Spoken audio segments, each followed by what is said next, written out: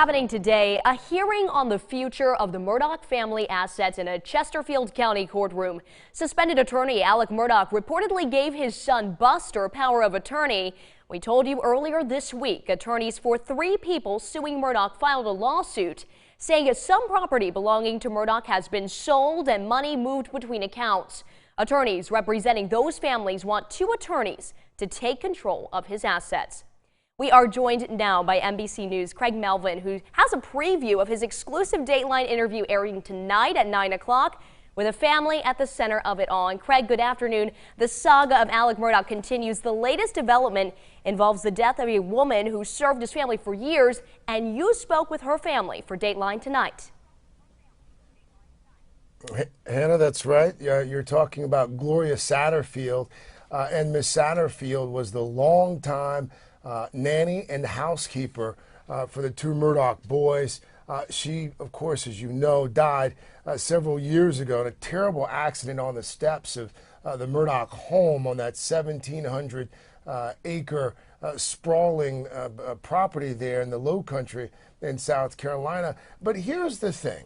The Satterfield story, just one of several involved in the saga now. There are 5 deaths that can be connected, either directly or indirectly, to Alec Murdaugh or some member of his family. And tonight on Dateline, we are going to take you inside each of those stories. You'll hear from some people that you haven't heard from before since all of this started unfolding after the double murder back in June of Maggie and Paul Murdaugh.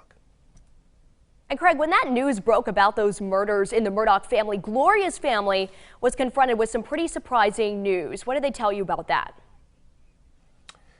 Well, you know, it's interesting because that for them, that was sort of the impetus for all of it. When the double murder happened, they were reading an article. One of the uncles, Gloria Satterfield's brother, was reading this article, and in the article they mentioned that a settlement had been reached with Gloria Satterfield's family for $505,000. Problem was, no one in the family had gotten a dime. They hadn't even heard about the settlement, and that set off a number of red flags. They contacted 2 attorneys, one there in Charleston, the other in Columbia, and they started digging through the finances of Alec Murdaugh and discovered that not only did they not get that settlement, there were millions more that the family of Gloria Satterfield had not received.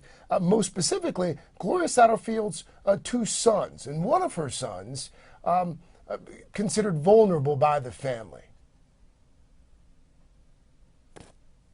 Craig, like you mentioned, this story is very complicated. There's a lot of aspects that make this story so fascinating. It seems to change every week.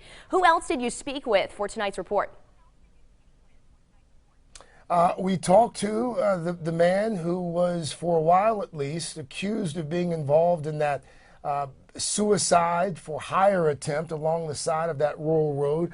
We talked to Curtis Smith, Eddie Smith, as he likes to be called. We also spent some time talking to Stephen Smith's twin sister and Stephen Smith's mother.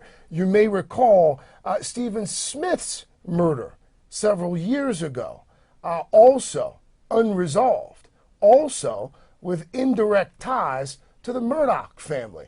Tonight you'll hear precisely why Sandy Smith and her daughter believe that the Murdaughs were involved, could have been involved, in their son's murder as well. All right, thank you so much, Craig, for being here today. And of course, you can watch NBC's Dateline. It airs tonight right here on News 2 at 9 o'clock. And of course, we will have all the latest information that develops on the Murdaugh saga on our own website, and that is counton2.com. Thank you, Craig. Thank you, Hannah.